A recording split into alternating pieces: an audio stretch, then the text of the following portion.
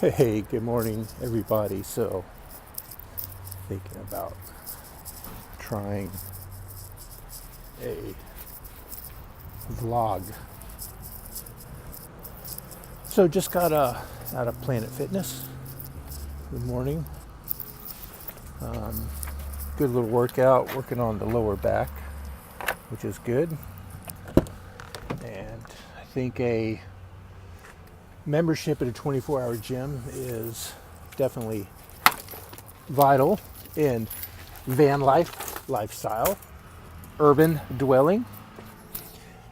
If you're a working class van lifer like myself, van life vlog number one. Well, everybody's situation is different. Nobody's the same. But I think there are some similarities. I've heard a few people talk about, well, I would choose to do that versus out of necessity. And I would almost bet that most van dwellers, people doing the van, are kind of, it's a mixture of both, but leaning more towards out of necessity. I mean, like the nomadic lifestyle is awesome. Win the lottery, it'd be a great way to go. But I would really bet that anybody who just came into a large sum of money, let's say millions of dollars, won the lottery, would not have a home base, would not get some type of physical, static, stationary dwelling, even to continue your nomadic lifestyle, but just to have kind of a base camp. It's hard for me not to believe that would be so, in today's society, even to have a domicile when you are confronted by authorities, is pretty dang sure necessary. But getting back to, is this out of necessity? Well, I think most people doing this lifestyle, it kind of is, it's still a choice, but I still think it is out of necessity.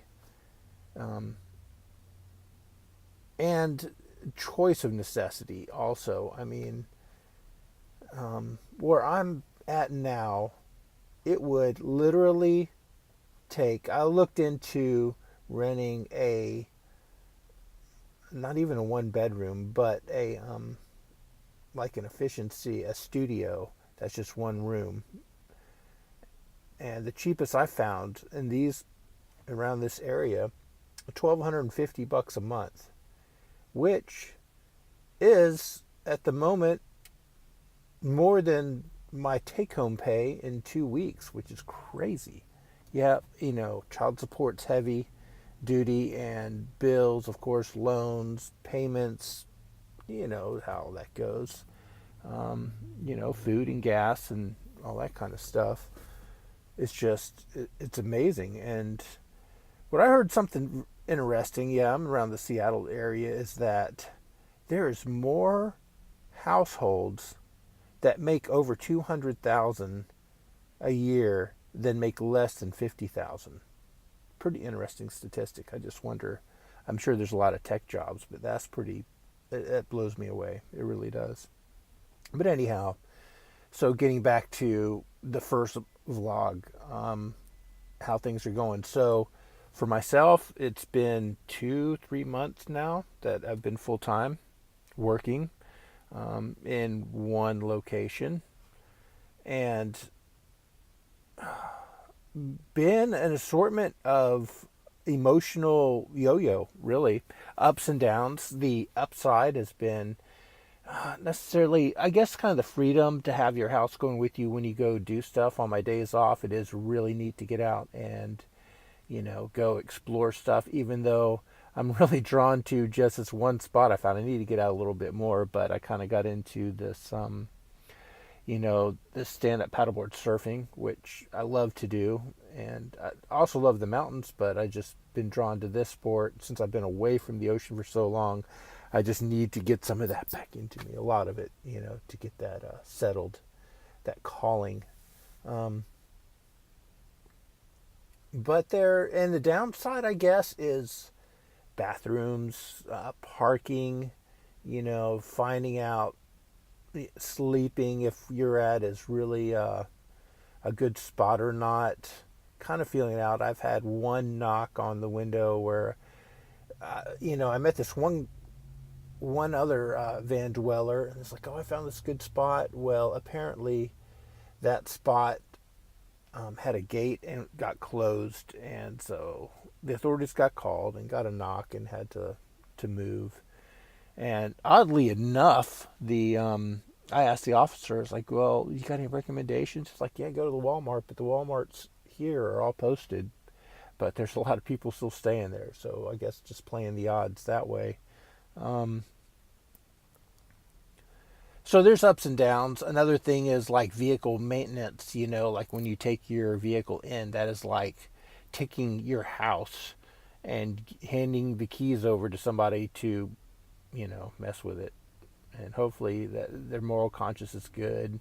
Um, yeah, on the Promaster at 15,000 miles now, um, ever since this was new, there was this, I kept smelling radiator smell, like that burning radiator fluid smell.